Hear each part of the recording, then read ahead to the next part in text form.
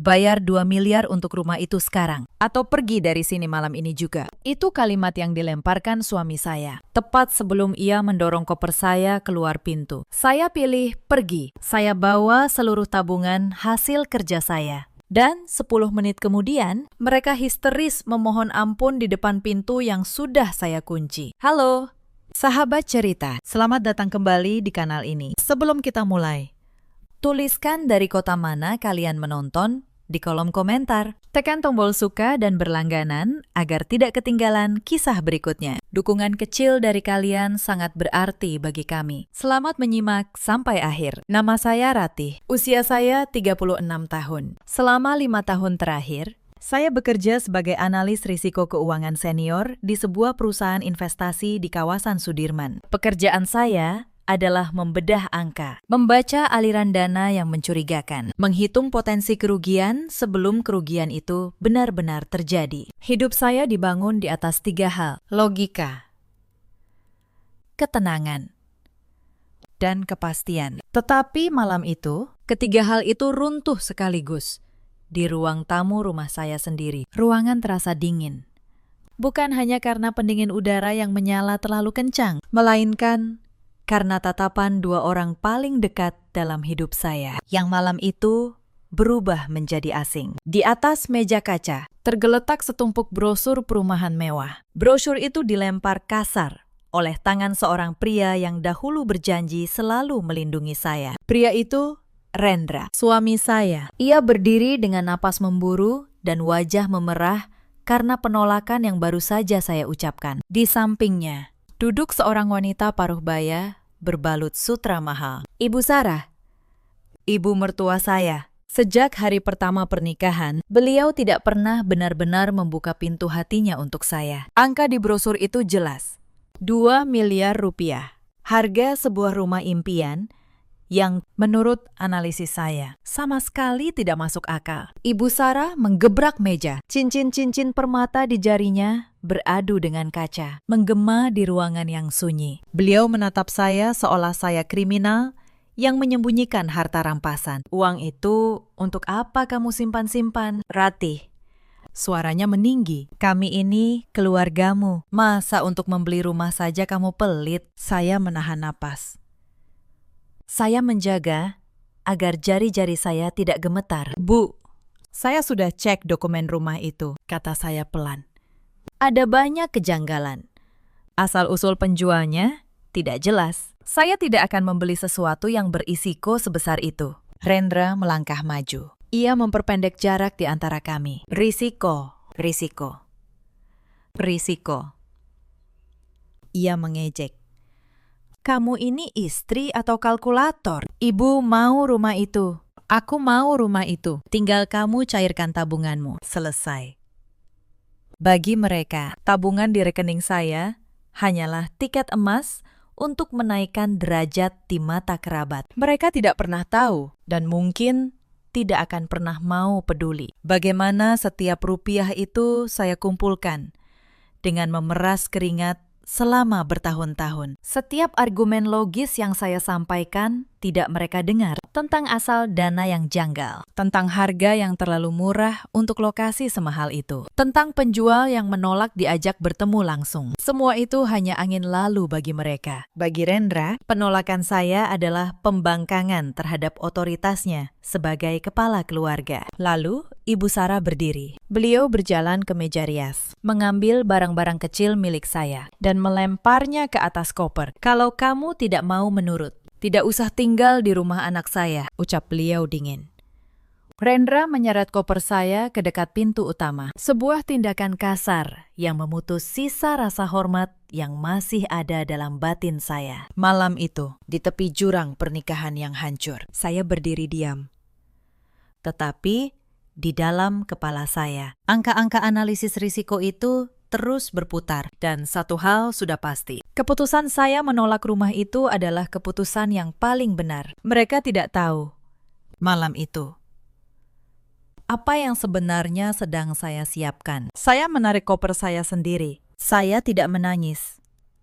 Saya hanya menoleh sekali, lalu menutup pintu pelan. Nama lengkap saya, Ratih Anjani. Saya lahir di sebuah kampung kecil di Jawa Tengah, dari keluarga yang sangat sederhana. Ayah saya seorang guru honorer. Ibu saya menjual kue di pasar setiap pagi. Sejak kecil, saya tahu satu hal. Angka tidak pernah berbohong. Orang bisa berbohong, tetapi angka selalu jujur. Itulah kenapa saya memilih kuliah akuntansi, lalu mendalami manajemen risiko keuangan. Saya merangkak dari posisi staf magang tanpa gaji, hingga akhirnya di usia 36, saya memimpin divisi audit risiko di perusahaan tempat saya bekerja. Saya bertemu Rendra 8 tahun lalu. Saat itu, ia tampak begitu hangat. Ia seorang pegawai biasa di sebuah perusahaan distribusi dengan gaji yang pas-pasan, tetapi penuh ambisi. Saya jatuh cinta pada ambisinya, tanpa tahu bahwa ambisi itu suatu hari akan diarahkan kepada saya sendiri. Kami menikah 4 tahun lalu. Sejak awal, Ibu Sarah ikut tinggal bersama kami. Beliau seorang janda, suaminya, Ayah Rendra, sudah lama meninggal. Saya menerima beliau dengan tangan terbuka. Saya pikir melayani orang tua adalah kewajiban seorang menantu. Tetapi saya keliru. Bagi Ibu Sarah, kehadiran saya bukan berkah. Saya hanya mesin pencetak uang yang kebetulan menikahi anaknya. Selain Ibu Sarah dan Rendra, ada satu orang lagi yang sering datang ke rumah. Namanya Wulan, adik ipar saya, adik kandung Rendra. Usianya 29 tahun. Ia belum bekerja tetap, tetapi gaya hidupnya selangit. Tas mahal, kafe mahal, liburan ke luar negeri. Semua dibiayai oleh kakaknya. Dan uang kakaknya sebagian besar adalah uang yang saya berikan. Di rumah itu, saya satu-satunya orang yang bekerja dengan penghasilan tetap dan besar. Gaji Rendra hanya cukup untuk kebutuhan dirinya sendiri. Sisanya, semua tagihan rumah, listrik, belanja, bahkan arisan Ibu Sarah jatuh ke pundak saya. Saya tidak pernah mengeluh. Saya pikir inilah pengorbanan yang harus dilakukan demi keutuhan rumah tangga. Tetapi pengorbanan saya justru dibaca sebagai kelemahan. Fat pertama dalam pernikahan kami muncul setahun lalu. Saat itu, Wulan datang sambil menangis. Ia mengaku terlilit utang kartu kredit sebesar 70 juta rupiah. Ibu Sarah langsung menatap saya, seolah-olah utang itu adalah tanggung jawab saya. Ratih, kamu kan punya uang, bantu adikmu dulu, kata Ibu Sarah. Saya sebenarnya keberatan. Tetapi demi menjaga suasana, saya melunasi utang itu. Saya pikir, sekali saja. Ternyata itu hanya pintu pertama. Setelah utang Wulan lunas, permintaan demi permintaan terus datang. Model usaha Rendra yang selalu gagal. Renovasi kamar Ibu Sarah. Mobil baru atas nama Rendra. Setiap kali saya mencoba menolak, Ibu Sarah selalu punya senjata yang sama. Rasa bersalah. Dasar menantu tidak tahu balas budi. Begitu beliau selalu berkata. Kami sudah menerimamu yang dari kampung. Masih juga pelit. Saya mulai lelah. Tetapi sebagai seorang yang bekerja dengan angka, saya melakukan satu hal yang akhirnya menyelamatkan hidup saya. Saya mencatat setiap rupiah yang keluar dari rekening saya untuk keluarga itu. Saya catat rapi. Tanggal, jumlah. Untuk siapa? Untuk apa? Bukan karena saya berniat jahat, hanya karena kebiasaan profesi. Tetapi catatan itu kelak menjadi tameng saya. Masalah rumah 2 miliar itu tidak datang tiba-tiba. Ia tumbuh perlahan, seperti retakan kecil di tembok yang lama-lama meruntuhkan seluruh bangunan. Semua bermula 3 bulan sebelum malam pengusiran itu. Suatu sore, Rendra pulang dengan wajah berseri. Ia membawa map tebal berisi brosur sebuah perumahan mewah di kawasan Pondok Indah. Rumah 2 lantai, kolam renang, taman luas. Harganya 2 miliar rupiah. Saya ingat betul sore itu. Saya baru pulang dari kantor. Lelah setelah seharian membedah laporan audit yang rumit. Saya hanya ingin secangkir teh dan ketenangan. Tetapi yang saya dapat adalah Rendra yang berlari menyambut saya dengan mata berbinar. Seperti anak kecil yang baru menemukan mainan baru. Ini rumah masa depan kita. Ratih, katanya bersemangat. Bayangkan, kita pindah dari rumah sempit ini ke sana. Ibu pasti bangga. Saya mengambil brosur itu sebagai analis. Mata saya langsung tertuju pada hal-hal yang tidak wajar. Harga 2 miliar untuk rumah di lokasi seperti itu terlalu murah. Rumah serupa di kawasan yang sama dijual minimal 3,5 miliar. Selisihnya terlalu jauh. Mas, harga ini aneh, kata saya. Terlalu murah. Pasti ada yang tidak beres. Rendra mengernyit. Justru itu bagus, kan? Murah berarti untung. Saya menggeleng. Tidak selalu. Dalam dunia keuangan, harga yang terlalu murah biasanya menyembunyikan masalah. Bisa jadi sertifikatnya bermasalah. Bisa jadi rumahnya hasil sengketa. Atau lebih buruk lagi. Tetapi Rendra tidak mau mendengar. Bagi dia, saya hanya mencari-cari alasan untuk tidak mengeluarkan uang. Itu insiden pertama. Dan saat itu, saya belum tahu betapa dalam jurang yang ada di balik brosur itu. Beberapa hari kemudian, Rendra mengajak saya bertemu penjual rumah itu. Namanya, katanya, Pak Aldo, seorang pria berpakaian rapi dengan jam tangan mahal dan senyum yang terlalu lebar.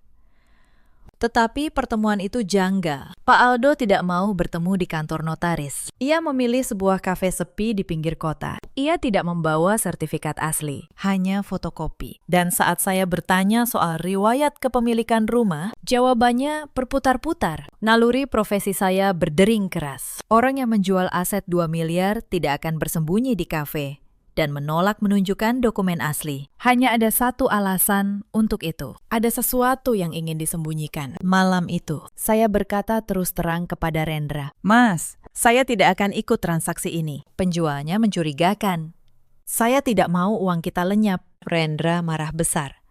Tetapi ia tidak tahu. Malam itu, saya diam-diam menyimpan fotokopi dokumen yang sempat saya foto dengan ponsel saya. Insiden ketiga datang dari Ibu Sarah. Beliau mulai menekan dengan cara yang lebih halus dan justru lebih menyakitkan. Beliau mengumpulkan para kerabat di rumah, lalu di depan mereka semua. Beliau memuji rencana membeli rumah mewah itu. Anak saya Rendra sebentar lagi punya rumah 2 miliar di Pondok Indah, kata beliau. Bangga. Semua kerabat bertepuk tangan. Mereka memandang saya dengan tatapan penuh harap, seolah saya wajib mewujudkan kebanggaan itu. Tekanan sosial itu sengaja diciptakan agar saya tidak bisa menolak tanpa terlihat sebagai menantu yang jahat. Saya hanya tersenyum tipis. Di dalam hati, saya tahu mereka sedang membangun istana di atas pasir. Insiden keempat terjadi seminggu kemudian. Saya pulang kerja lebih awal karena merasa tidak enak badan. Sampai di rumah, saya mendengar Ibu Sarah dan Wulan sedang berbicara di dapur. Mereka tidak tahu saya sudah pulang. Bu, kalau Rati tetap tidak mau cairkan uangnya, bagaimana? Tanya Wulan. Tenang, jawab Ibu Sarah. Kalau perlu, kita paksa dia tanda tangan. Begitu rumah atas nama Rendra, uang dia jadi uang kita semua. Nanti kita atur supaya dia keluar dari rumah ini baik-baik atau tidak. Darah saya membeku. Mereka tidak sekedar ingin rumah. Mereka ingin menguasai seluruh aset saya, lalu menyingkirkan saya. Saya mundur pelan ke kamar. Tangan saya gemetar, bukan karena takut, tetapi karena marah. Malam itu, saya membuka laptop dan mulai melakukan apa yang paling saya kuasai. Menyelidiki. Insiden kelima adalah penemuan pertama saya dengan fotokopi dokumen rumah dan nama Pak Aldo. Saya menelusuri jejak digital. Saya menggunakan akses data publik dan jaringan profesional yang saya miliki sebagai analis. Hasilnya membuat saya tercengang. Nama Pak Aldo terhubung dengan beberapa perusahaan cangkang. Perusahaan-perusahaan yang tidak punya kantor jelas, tidak punya karyawan, tetapi memiliki aliran dana miliaran rupiah. Pola itu sangat saya kenal. Itu pola pencucian uang. Rumah 2 miliar itu bukan sekedar rumah. Ia adalah alat untuk mencuci uang kotor. Pembeli akan membayar dengan uang bersih. Lalu uang itu menghilang ke dalam jaringan. Dan jika saya membeli rumah itu dengan tabungan saya, nama saya akan terseret ke dalam kejahatan itu. Saya menatap layar laptop dalam diam. Rendra dan ibunya, tanpa sadar, hampir menyeret saya ke dalam jurang pidana. Insiden keenam memperjelas segalanya. Saya menggali lebih dalam. Saya menemukan bahwa Rendra ternyata sudah menandatangani menandatangani sebuah surat perjanjian awal dengan Pak Aldo tanpa sepengetahuan saya. Dalam surat itu, Rendra berjanji akan melunasi rumah dalam waktu dekat. Ia bahkan sudah memberikan uang muka 50 juta. Uang dari mana? Uang yang ia pinjam diam-diam dari rentenir. Suami saya sudah terjebak. Ia berutang kepada rentenir untuk uang muka. Dan satu-satunya cara melunasi sisanya adalah dengan menguras tabungan saya. Itulah kenapa tekanan terhadap saya semakin kuat setiap hari. Mereka sedang putus asa. Insiden ketujuh adalah titik di mana saya berhenti menjadi korban. Saya membuat keputusan. Saya tidak akan melawan dengan teriakan. Saya akan melawan dengan cara yang saya kuasai. Dengan bukti. Dengan hukum. Dengan sistem. Pertama, saya menghubungi Pak Bram, rekan saya di Divisi Kepatuhan, sekaligus seorang ahli hukum keuangan. Saya ceritakan semuanya. Pak Bram mendengarkan dengan serius, lalu berkata, "Ratih, ini bukan urusan rumah tangga biasa. Ini sudah masuk ranah pidana keuangan. Kamu harus laporkan." Kedua, saya diam-diam memindahkan seluruh tabungan saya ke rekening baru yang hanya saya yang tahu. Rekening lama saya kosongkan. Jika mereka mencoba memaksa saya mencairkan dana, mereka tidak akan menemukan apa-apa. Ketiga, saya menyusun seluruh bukti, catatan pengeluaran yang sudah saya simpan selama bertahun-tahun, fotokopi dokumen rumah, rekaman pembicaraan di dapur antara Ibu Sarah dan Wulan, yang ternyata sempat terekam ponsel saya. Hasil penelusuran perusahaan cangkang milik Pak Aldo. Semua saya susun dalam satu map tebal yang rapi, hitam di atas putih. Itulah senjata seorang analis keuangan. Insiden ke-8 adalah laporan resmi bersama Pak Bram. Saya mendatangi kantor pusat pelaporan transaksi keuangan dan kepolisian unit kejahatan ekonomi. Saya menyerahkan seluruh bukti. Para petugas terkejut. Ternyata, Pak Aldo dan jaringannya sudah lama menjadi target penyelidikan. Bukti yang saya berikan menjadi potongan terakhir yang mereka butuhkan. Seorang petugas senior menatap saya dengan kagum. "Bu Ratih, Anda baru saja membantu kami membongkar jaringan yang sudah kami kejar selama 2 tahun. Tetapi mulai sekarang, Anda harus berhati-hati. Mereka berbahaya." Saya mengangguk.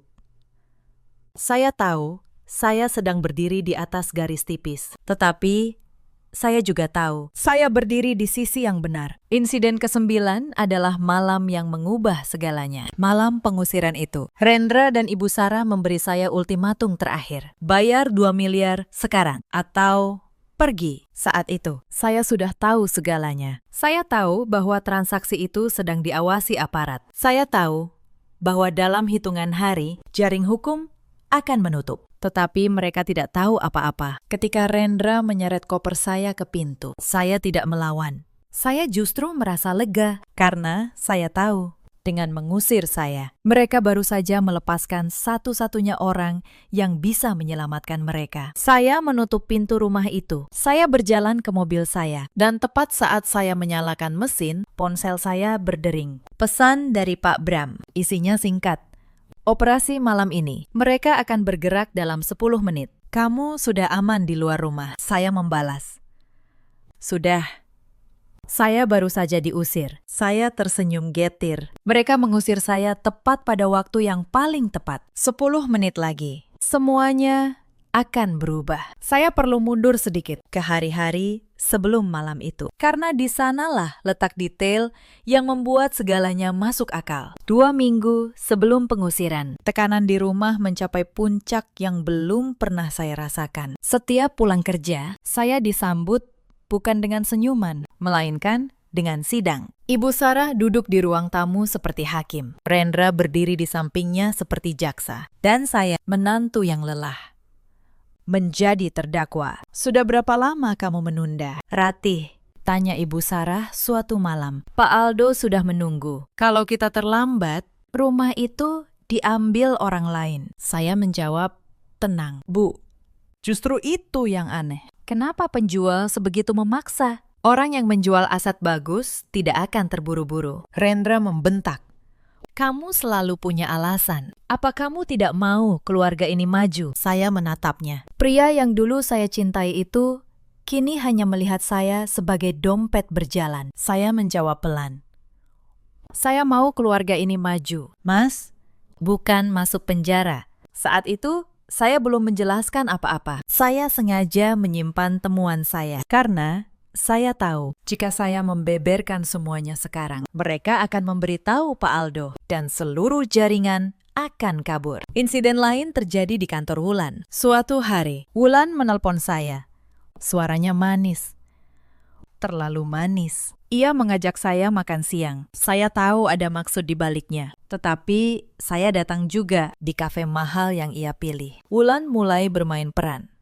Ia bercerita tentang betapa sedihnya melihat ibunya menua tanpa rumah yang layak. Ia menangis, mengusap matanya dengan tisu, lalu berkata, "Mbak Ratih, tolonglah, demi ibu. Mbak kan orang baik." Saya memesan teh, lalu menatapnya tenang. "Wulan, saya selalu sayang ibu. Tetapi kalau saya beli rumah itu, justru saya yang akan menyeret ibu ke masalah besar. Percayalah pada saya." Wulan tidak mengerti maksud saya. Ia mengira saya hanya mencari alasan. Ia pergi dengan wajah masam. Dan malam itu, ia melaporkan kepada ibunya bahwa saya keras kepala. Tekanan pun bertambah.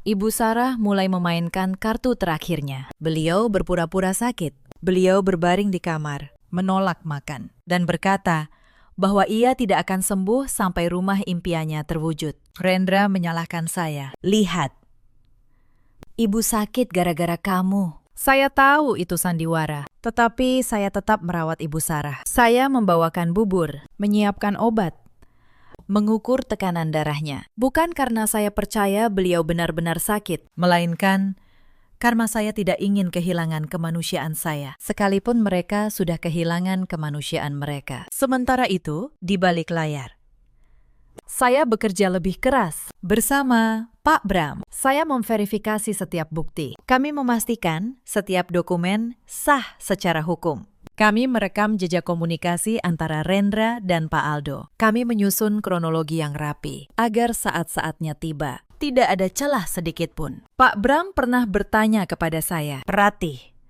kenapa kamu tidak langsung pergi saja dari rumah itu? Untuk apa kamu bertahan dalam tekanan seperti ini?" Saya menjawab, "Kalau saya pergi tanpa bukti, mereka akan bilang, saya menantu durhaka yang kabur. Tetapi, kalau saya pergi dengan kebenaran di tangan, sayalah yang menentukan akhir cerita ini." Hari demi hari berlalu dalam ketegangan. Setiap pagi, sebelum berangkat kerja, saya menatap wajah Rendra yang tidur. Saya mencoba mengingat pria yang dulu saya nikahi. Tetapi yang tersisa hanyalah orang asing yang dikuasai ambisi. 3 hari sebelum malam pengusiran, Pak Aldo datang ke rumah. Untuk pertama kalinya, ia berani masuk. Ia duduk di ruang tamu, ditemani Rendra dan Ibu Sarah, lalu menyodorkan map berisi surat-surat. Ia ingin saya menandatangani persetujuan pembelian saat itu juga. "Bu Ratih," kata Pak Aldo dengan senyum licin, "tinggal tanda tangan. Semua beres.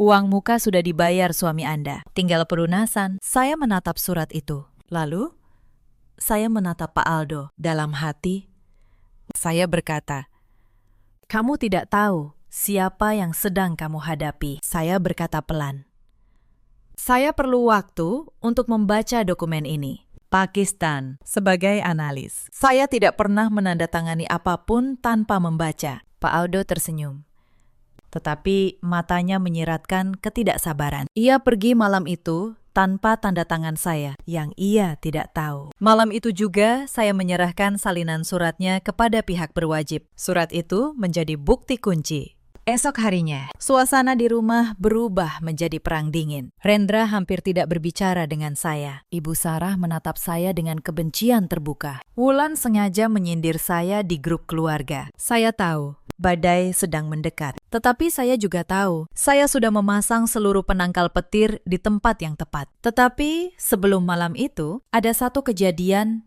yang nyaris membuat saya goyah. 2 hari sebelum pengusiran, ponsel saya berdering dari nomor tak dikenal. Saat saya angkat, suara di seberang adalah Pak Aldo. Nadanya tidak lagi ramah seperti di kafe. Kali ini, dingin dan mengancam. "Bu Ratih," katanya pelan, Saya dengar Anda banyak bertanya-tanya soal rumah itu. Sebaiknya Anda berhenti. Orang yang terlalu banyak tahu, hidupnya jadi tidak nyaman. Anda mengerti maksud saya.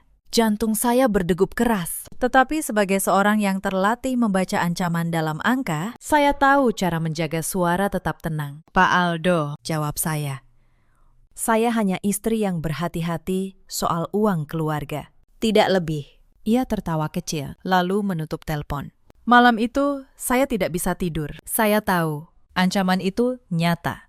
Tetapi, saya juga tahu, mundur sekarang berarti membiarkan kejahatan menang. Saya menelepon Pak Bram. Ia menyarankan saya merekam setiap komunikasi dan segera melengkapi laporan.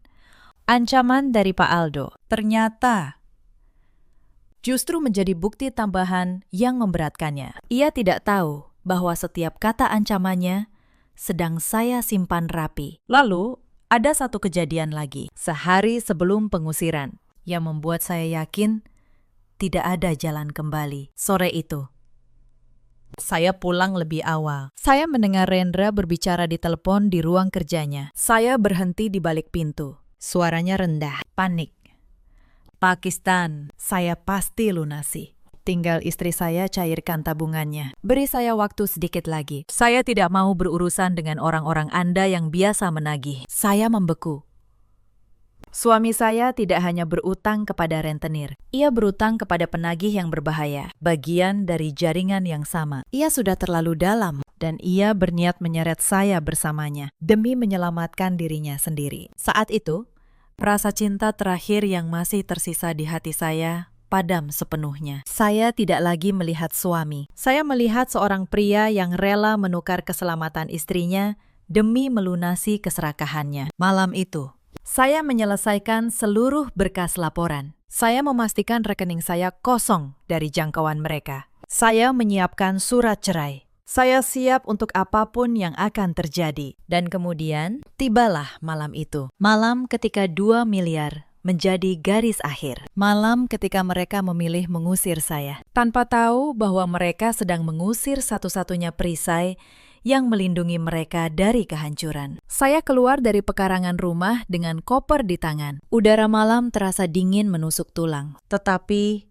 di dada saya ada sesuatu yang justru terasa hangat. Sebuah kelegaan yang sudah lama tidak saya rasakan. Saya memasukkan koper ke bagasi, lalu duduk di kursi pengemudi. Saya tidak langsung menyalakan mesin. Saya menatap rumah itu untuk terakhir kalinya. Lampu ruang tamu masih menyala. Bayangan Rendra dan ibunya bergerak di balik tirai. Masih merasa menang. Mereka pikir mereka baru saja menyingkirkan saya. Mereka tidak tahu. Mereka baru saja menandatangani akhir cerita mereka sendiri. Ponsel saya bergetar. Pesan dari Pak Bram masuk. Tim sudah di lokasi. Bergerak sekarang. Belum sempat saya membalas. Sebuah konvoi mobil tanpa lampu sirine masuk pelan ke jalan perumahan.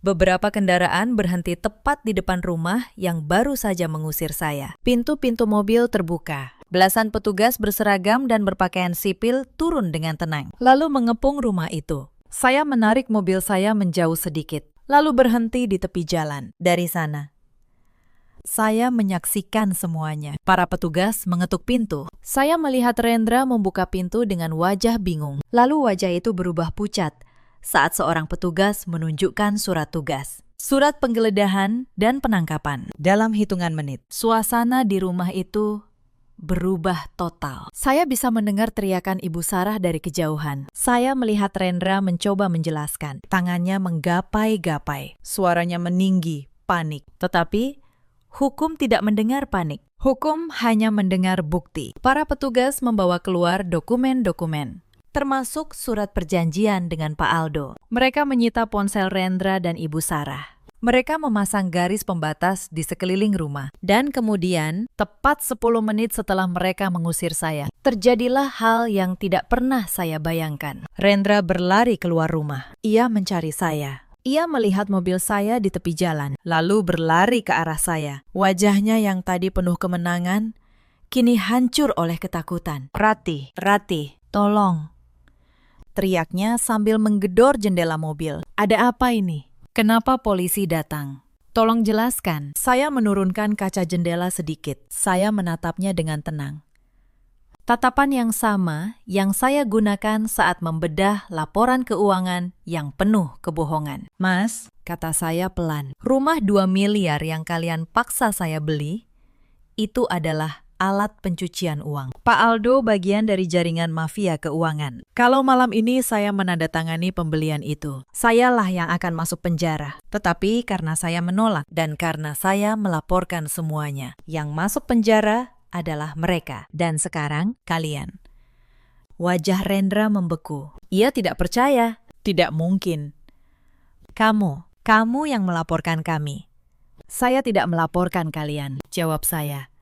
Saya melaporkan kejahatan. Kalian yang memilih berdiri di sisi kejahatan itu. Di belakang Rendra, saya melihat Ibu Sarah dipapah keluar oleh petugas. Wanita yang tadi begitu angkuh, kini menangis meraung-raung. Cincin permata di jarinya, sutra mahal di tubuhnya. Semua itu tidak berarti apa-apa lagi. Ratih, Ibu Sarah berteriak saat melihat saya. Tolong, Nak.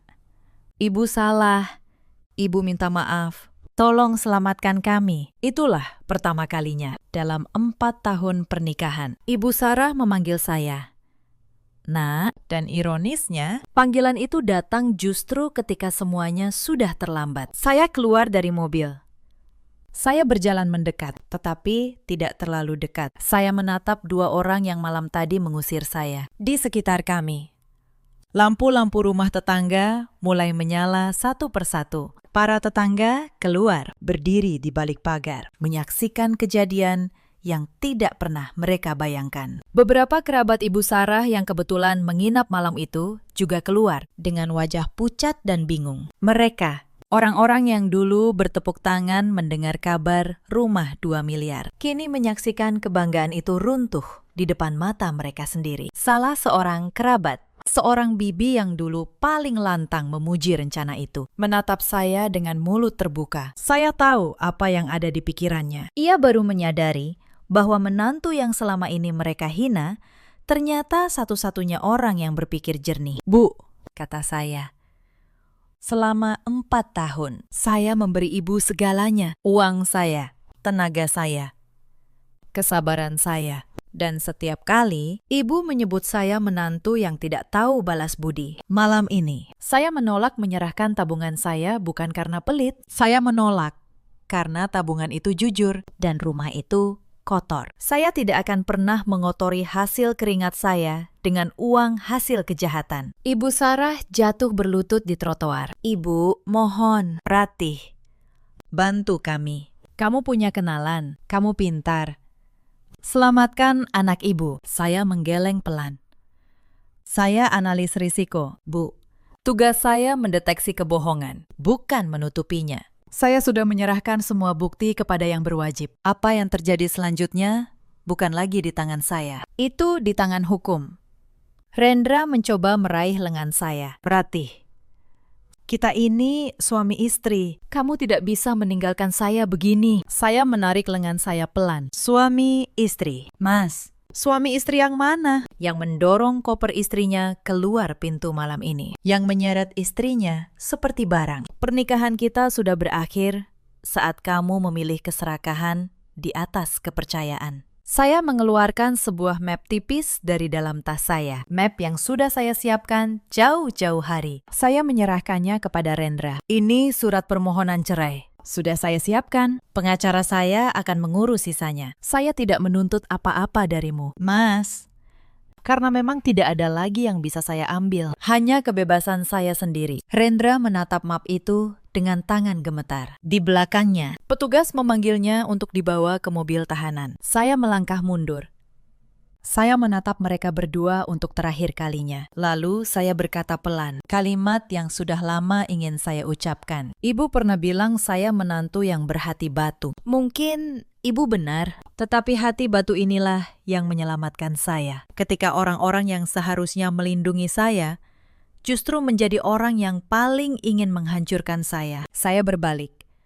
Saya berjalan menuju mobil. Di belakang saya, tangisan dan ratapan terus terdengar. Semakin lama, semakin samar. Saya tidak menoleh lagi. Sebagian dari hidup saya ditutup malam itu. Di trotoar dingin di depan rumah yang tidak pernah benar-benar menjadi rumah saya masuk ke mobil.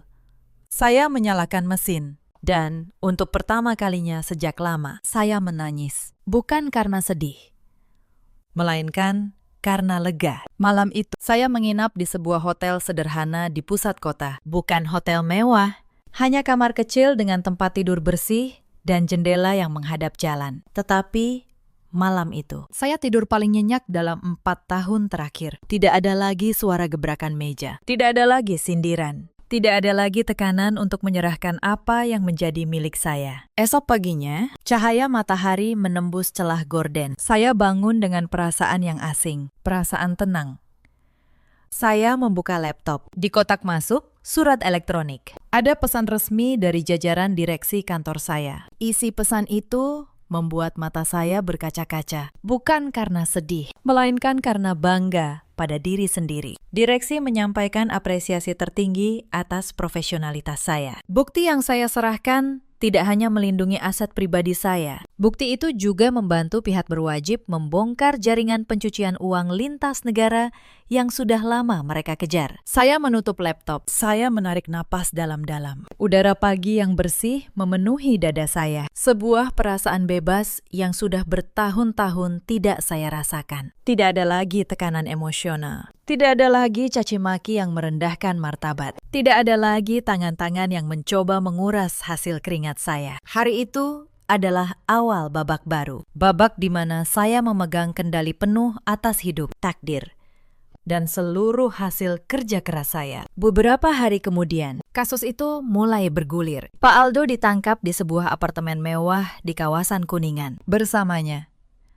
ditemukan dokumen-dokumen yang membongkar seluruh jaringan. Belasan rumah mewah, termasuk rumah 2 miliar yang dipaksakan kepada saya, ternyata adalah aset pencucian uang dari hasil korupsi dan penipuan investasi. Nama Rendra dan Ibu Sarah ikut terseret. Karena Rendra sudah menandatangani perjanjian awal dan membayar uang muka, ia dianggap turut serta dalam upaya transaksi mencurigakan. Ibu Sarah yang ikut menekan dan mengatur juga dimintai pertanggungjawaban. Saya tidak hadir di setiap proses, tetapi Pak Bram terus mengabari saya. Ia bercerita bagaimana Rendra yang dulu begitu angkuh, kini hanya bisa menunduk di ruang pemeriksaan. Bagaimana Ibu Sarah yang dulu menggebrak meja dengan cincin permata, kini menangis di kursi tahanan. Wulan, adik ipar saya, datang menemui saya suatu hari. Ia tidak lagi memakai tas mahal, wajahnya tirus. Ia memohon agar saya mencabut laporan. Mbak Ratih, tolong, Mbak masih bisa selamatkan mereka. Ini keluarga. Mbak, saya menatapnya dengan iba, tetapi tegas. Wulan, saya tidak bisa mencabut kebenaran. Bukti itu bukan milik saya untuk dihapus. Lagi pula, sejak kapan kalian menganggap saya keluarga? Saya baru jadi keluarga saat kalian butuh uang. Dan saya jadi musuh saat saya menolak memberi. Wulan terdiam. Air matanya mengalir. Ia tidak bisa membantah, karena ia tahu setiap kata saya benar. Sebelum pergi, Wulan sempat melontarkan ancaman terakhir. Mbak akan menyesal. Keluarga kami punya kenalan. Mbak pikir bisa menang melawan kami? Saya menatapnya dengan tenang. Wulan, saya tidak sedang melawan keluargamu. Saya sedang berdiri di sisi hukum. Dan hukum tidak takut pada kenalan siapapun. Kalau kamu masih ingin mengancam, silahkan. Setiap ancaman hanya menambah bukti di tangan saya. Wulan tertegun. Ancamannya runtuh sebelum sempat berarti. Ia tahu, melawan saya sama saja dengan melawan sistem yang sudah saya pegang erat. Wulan, lanjut, saya lebih lembut. Kalau kamu mau memperbaiki hidup, mulailah dari dirimu sendiri. Berhenti hidup dari uang orang lain. Cari pekerjaan, bangun hidupmu dengan tanganmu sendiri. Itu nasihat terakhir saya untukmu. Ia pergi tanpa berkata apa-apa lagi. Saya tidak tahu apakah ia mendengarkan nasihat itu. Tetapi setidaknya, saya sudah mengatakan yang benar. Proses hukum berjalan selama beberapa bulan. Saya menjalani hidup baru. Saya menyewa apartemen kecil yang nyaman di kawasan Tebet. Saya kembali fokus pada pekerjaan saya. Karier saya justru menanjak karena keberanian saya membongkar jaringan itu. Saya diangkat menjadi kepala divisi audit risiko untuk seluruh wilayah. Gaji saya naik, tanggung jawab saya bertambah. Tetapi yang lebih penting, hati saya tenang. Suatu pagi, kabar dari pengadilan datang. Sidang putusan telah selesai. Saya tidak hadir. Tetapi Pak Bram mengirimkan pesan panjang kepada saya. Pak Aldo dan para gembong jaringan dijatuhi hukuman penjara yang berat, beserta penyitaan seluruh aset. Rendra, karena keterlibatannya dalam transaksi dan utangnya kepada rentenir yang juga bagian dari jaringan, dijatuhi hukuman penjara. Ibu Sarah, mengingat usianya, mendapat hukuman yang lebih ringan, tetapi tetap harus mempertanggungjawabkan perbuatannya. Yang paling menyedihkan, seluruh aset mereka dibekukan. Rumah yang dulu kami tinggali, yang sebagian besar dibeli dengan uang saya, ikut terseret karena tercampur dalam penyelidikan. Mereka kehilangan tempat tinggal. Status sosial yang selama ini mereka banggakan di depan kerabat lenyap dalam semalam, digantikan oleh predikat sebagai pelaku pelanggaran hukum. Pak Bram menulis di akhir pesannya, "Ratih, kamu sudah melakukan hal yang benar. Banyak orang akan tergoda untuk diam demi rumah tangga, tetapi kamu memilih kebenaran. Itu bukan kelemahan. Itu kekuatan." Saya membaca pesan itu beberapa kali, lalu saya menatap keluar jendela. Di kejauhan, kota terbentang luas, sibuk, tidak peduli. Saya memikirkan Rendra di balik jeruji. Saya memikirkan Ibu Sarah di kursi tuanya yang penuh penyesalan. Dan untuk pertama kalinya, saya tidak merasa marah. Saya hanya merasa kasihan. Karena pada akhirnya, mereka kalah bukan oleh saya. Mereka kalah oleh keserakahan mereka sendiri. Beberapa minggu setelah putusan, saya mendengar kabar terakhir tentang mereka melalui seorang kerabat jauh. Setelah aset mereka dibekukan dan menjalani hukuman, mereka tidak punya tempat untuk kembali. Kerabat yang dulu mereka banggakan kini menjauh. Teman-teman Rendra yang dulu berkumpul untuk memamerkan rencana bisnis kini tidak bisa dihubungi. Mereka benar-benar terisolasi. Dua orang yang dulu begitu yakin bahwa uang dan status adalah segalanya, kini harus belajar berjalan di atas duri-duri kenyataan, tanpa perisai yang dulu mereka anggap remeh. Perisai itu adalah saya. Saya tidak menikmati penderitaan mereka, tetapi saya juga tidak lagi merasa bersalah, karena saya tahu setiap orang menuai apa yang mereka tanam. Kerabat yang sama, yang dulu bertepuk tangan di ruang tamu Ibu Sarah, kini berbalik arah. Beberapa dari mereka bahkan menghubungi saya, bukan untuk meminta maaf, melainkan untuk bergosip dan mencari tahu apa yang sebenarnya terjadi. Saya tidak melayani mereka. Saya sudah belajar membedakan mana orang yang datang karena peduli dan mana yang datang karena penasaran. Hidup terlalu berharga untuk dihabiskan bersama orang-orang yang hanya hadir saat kita jatuh, demi memastikan kita memang benar-benar jatuh. Setahun berlalu sejak malam pengusiran itu. Hidup saya berubah, perlahan tetapi pasti, menjadi sesuatu yang utuh. Apartemen kecil saya di Tebet kini terasa lebih seperti rumah dibanding rumah 2 lantai yang dulu saya tinggali. Bukan karena ukurannya, melainkan karena di sini tidak ada yang menatap saya dengan kebencian. Tidak ada yang menganggap keberadaan saya sebagai kewajiban untuk membayar. Saya mengubah banyak hal dalam hidup saya. Saya mulai berolahraga pagi. Saya kembali membaca buku-buku yang dulu tidak sempat saya sentuh. Saya bahkan mulai melukis lagi, hobi yang sudah lama saya tinggalkan sejak menikah. Setiap akhir pekan, saya memasak sendiri di dapur kecil saya. Ikan goreng, sayur asem, sambal terasi.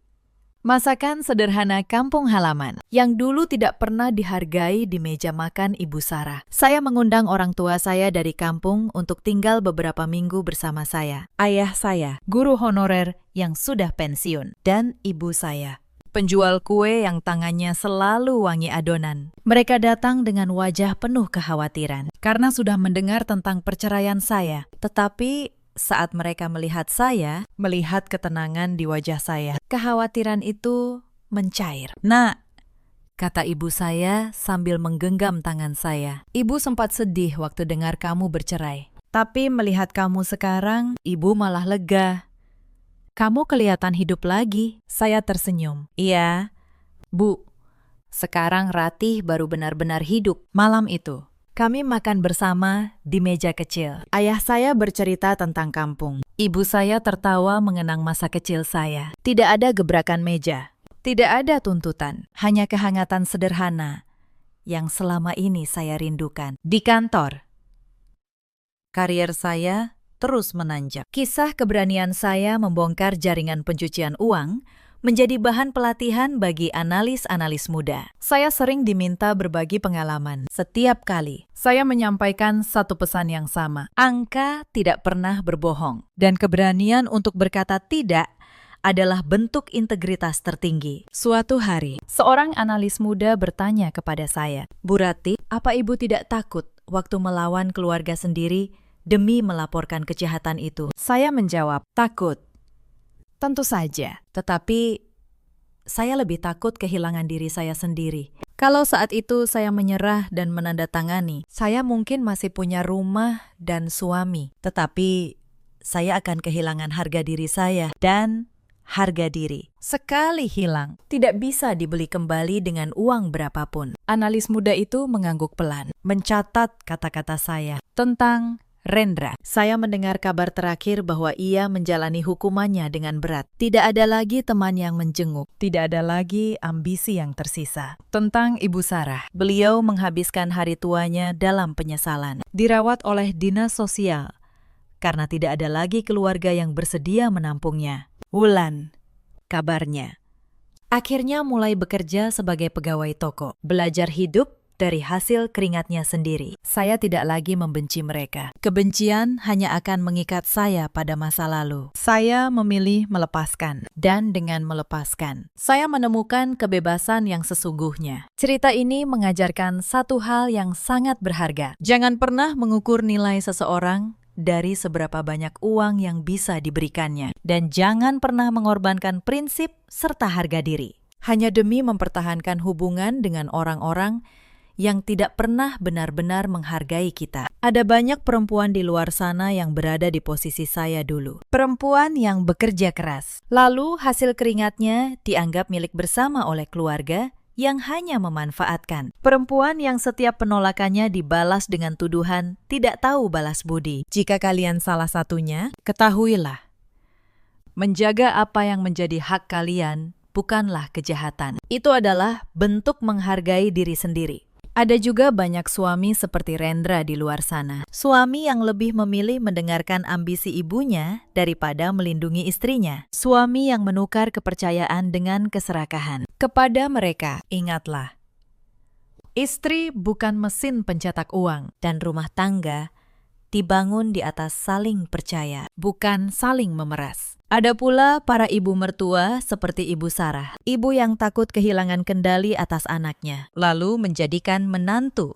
sebagai musuh. Padahal menantu yang baik adalah anugerah, bukan ancaman. Pada akhirnya, Rendra dan Ibu Sarah kehilangan segalanya. Bukan karena dikutuk, melainkan karena pilihan mereka sendiri. Sementara saya, yang dulu diusir di tengah malam dengan koper di tangan, kini berdiri tegak di atas kaki saya sendiri, dengan hati yang tenang dan masa depan yang cerah. Dalam hidup, kita selalu punya pilihan. Kita bisa memilih untuk diam demi sebuah kenyamanan palsu, atau berani berkata tidak demi mempertahankan jati diri. Saya memilih yang kedua, dan saya tidak pernah menyesalinya sedikit pun. Bagaimana dengan kalian? Pernahkah kalian berada dalam situasi di mana kalian harus memilih antara mempertahankan hubungan atau mempertahankan harga diri? Pernahkah kalian merasa dianggap sebagai sumber uang oleh orang-orang yang seharusnya mencintai kalian apa adanya? Ceritakan kisah kalian di kolom komentar. Saya ingin sekali membacanya, karena saya percaya setiap kisah yang dibagikan bisa menjadi kekuatan bagi orang lain yang sedang berjuang dalam diam. Terima kasih sudah menemani sampai akhir. Sampai jumpa di kisah berikutnya. Jaga diri kalian.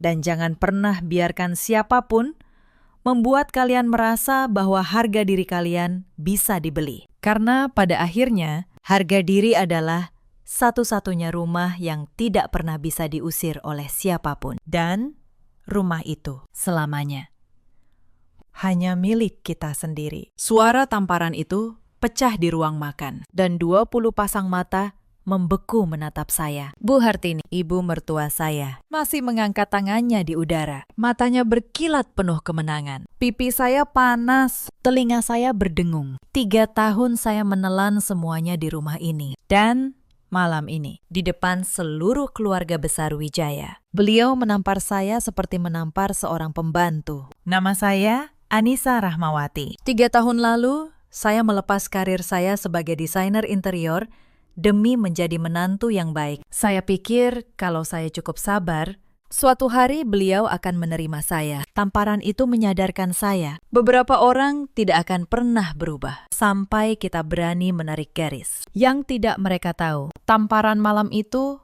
bukan akhir dari saya. Itu awal dari hari ketika saya berhenti tunduk, dan seluruh keluarga Wijaya perlahan menyadari siapa yang selama ini menopang rumah itu. Halo sahabat, selamat datang kembali di kanal ini. Kalau kisah ini menyentuh hati Anda, tinggalkan jejak di kolom komentar. Karena di luar sana, banyak perempuan yang menanggung hal serupa. Tetaplah menyimak sampai akhir. Karena kalian akan melihat bagaimana seorang menantu yang dulu ditampar seperti pembantu, membalikan keadaan dengan cara yang elegan dan sama sekali tidak disangka. Mari kita mulai. Sore itu rumah keluarga Wijaya ramai oleh sanak saudara. 2 tante, 3 om, lengkap dengan pasangan dan anak mereka. Meja penuh rendang dan opor. Saya sudah di dapur sejak pukul 4 pagi, menyiapkan semuanya sendiri. Itu rutinitas saya selama 3 tahun. Begini seharusnya seorang menantu keluarga Wijaya, kata Bu Hartini melengking.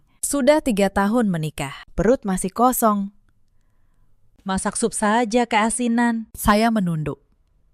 Tangan menekan pipi yang terbakar. Belajarlah dari kakak iparmu, lanjut beliau. Menggenggam tangan Mbak Yuni.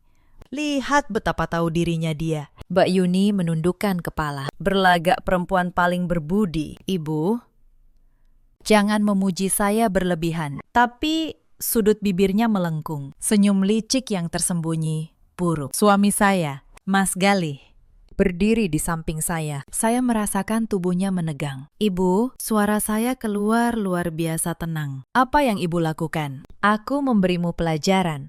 Hari ini, di depan seluruh keluarga. Akan kutunjukkan bagaimana seharusnya menantu bersikap. Saya mengangkat wajah ke arah Mas Galih. Di matanya, berkecamuk badai. Tepat 3 detik, dia terdiam. Lalu, saat harapan terakhir saya hampir padam, dia melangkah maju, menempatkan dirinya di antara saya dan ibunya. Sudah selesai, suaranya rendah.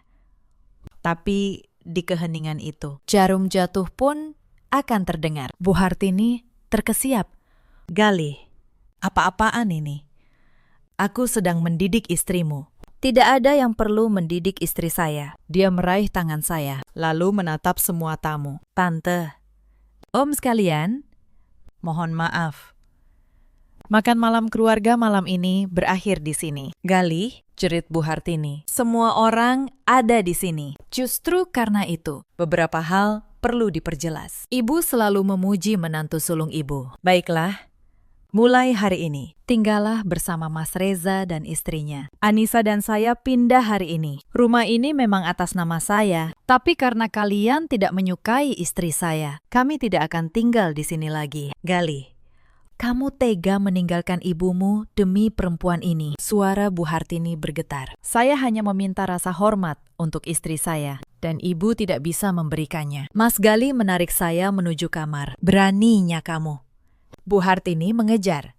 Kalau kamu keluar pintu itu hari ini, lupakan kalau aku ibumu. Mas Galih berhenti. Jantung saya melompat ke tenggorokan. 3 detik keheningan tadi adalah pergulatan batinnya. Tapi dia perlahan berbalik dengan tekad yang belum pernah saya lihat. Ibu yang lebih dulu meninggalkan istri saya. Kalau saya harus memilih, saya memilih Anissa. Dia membawa saya ke kamar dan menutup pintu. Di dalam, dia memeluk saya. Maaf, seharusnya aku membelamu lebih awal. Kamu sudah terlalu banyak menderita. Air mata yang saya tahan sekian lama tumpah membasahi kemejanya. Dia mengusap pipi saya yang membengkak. Kita pindah hari ini. Aku punya apartemen kecil di pusat kota. Pekerjaan bisa dicari lagi. Tapi istri hanya ada satu. Dari luar, suara Bu Hartini semakin keras. Tega meninggalkan ibunya demi perempuan mandul yang tidak bisa memberi keturunan. Kata-kata itu begitu kejam hingga para kerabat pun tidak tahan. Tubuh Mas Galih menegang, tapi dia tidak membuka pintu. Mas, aku tidak ingin kamu memutus hubungan dengan keluargamu gara-gara aku, kata saya.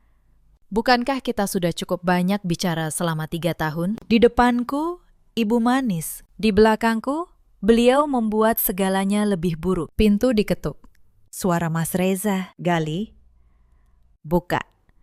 Kita semua keluarga. Kenapa harus ribut? Mas Galih membuka pintu.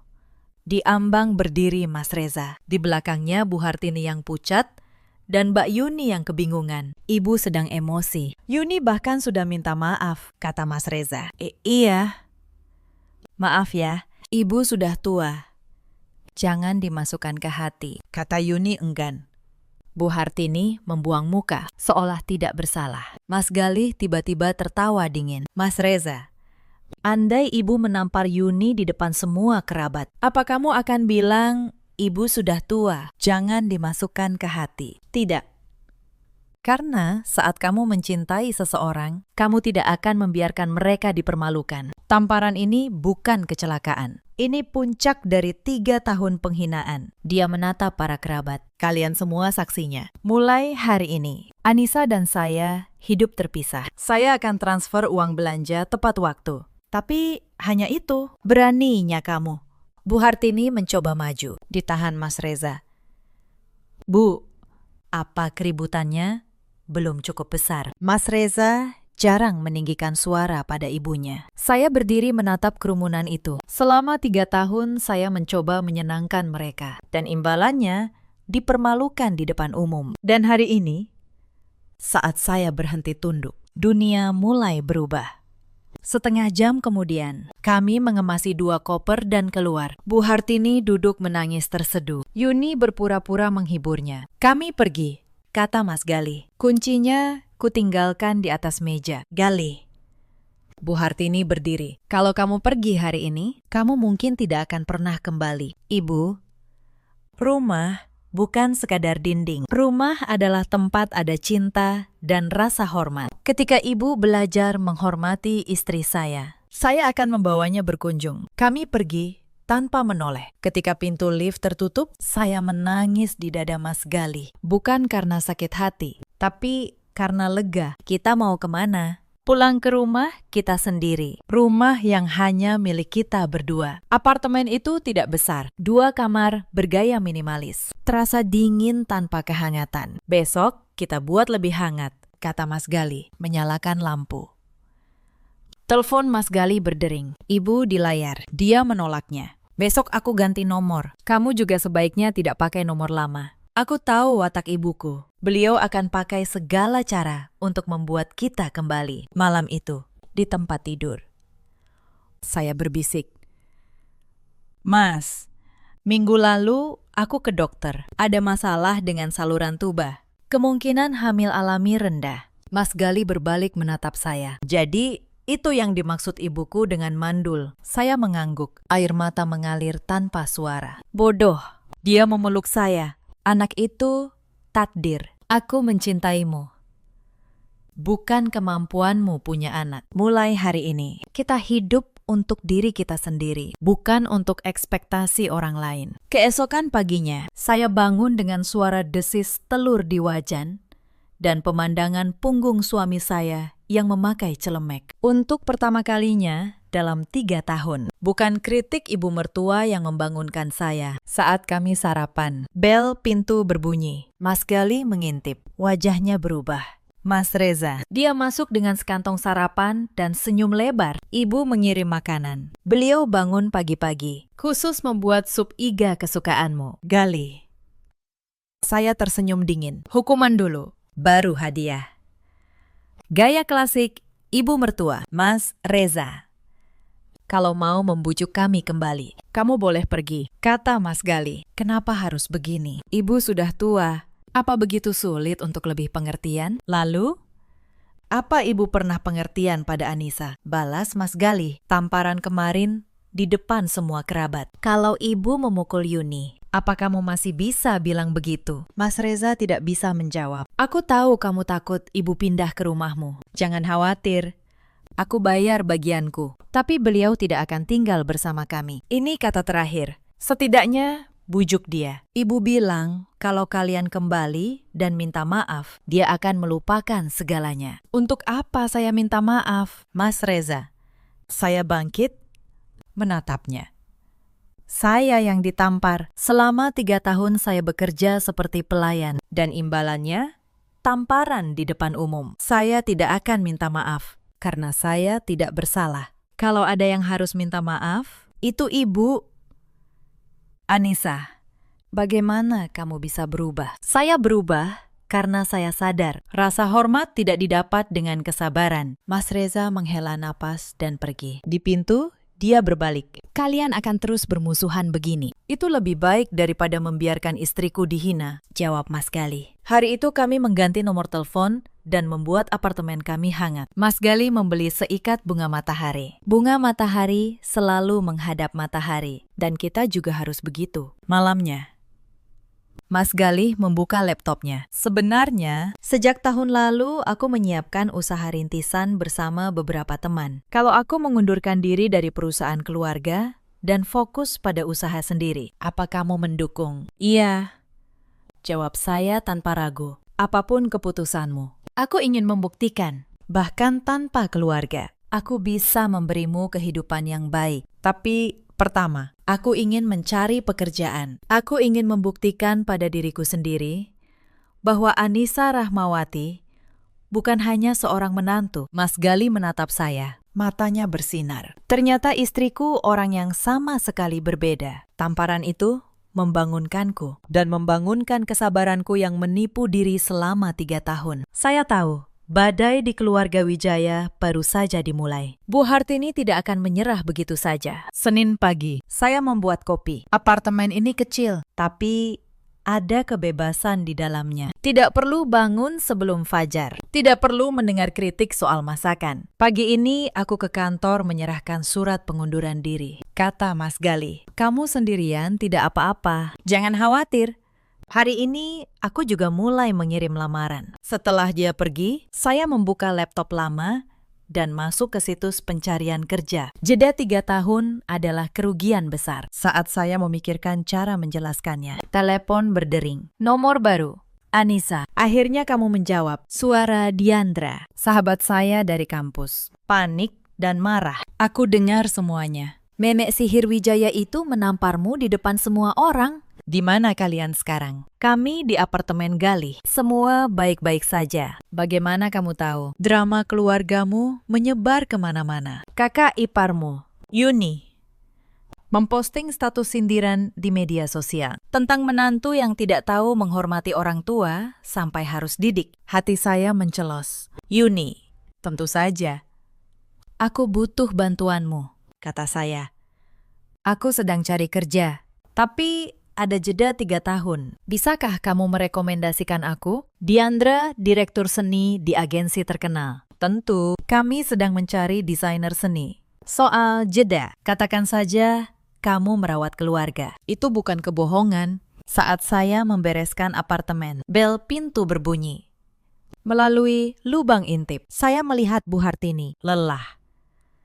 Lingkaran hitam di bawah mata, memegang rantang termal. Jantung saya berdebar. Saya menarik napas, membuka pintu sambil menahan rantai pengaman. Selamat pagi, Bu.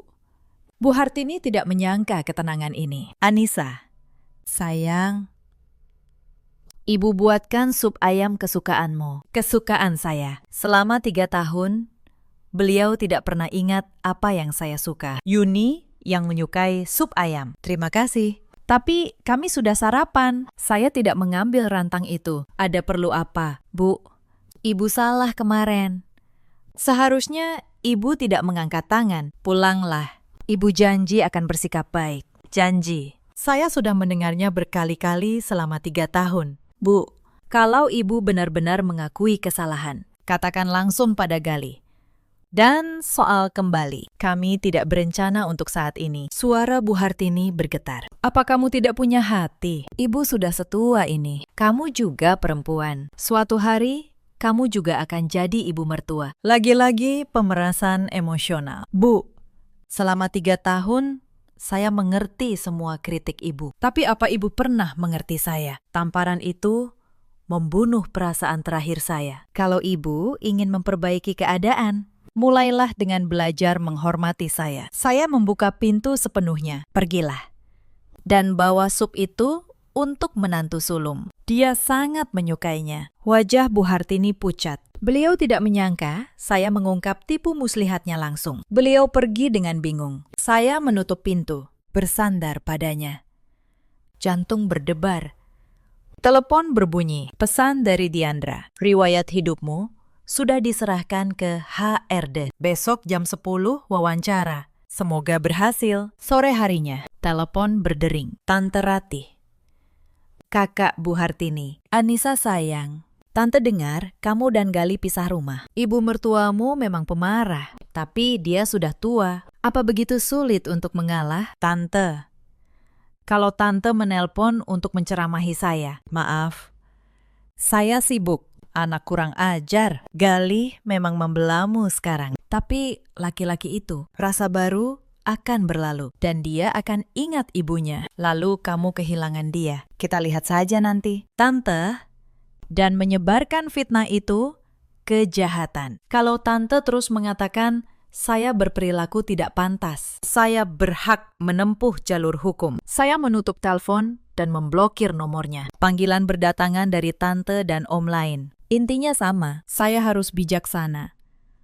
Menghormati orang tua. Saya menjawab semuanya dengan sopan tapi tegas. Ternyata saat kamu berhenti peduli pendapat orang lain, kamu jauh lebih bebas. Malamnya, Mas Galih pulang.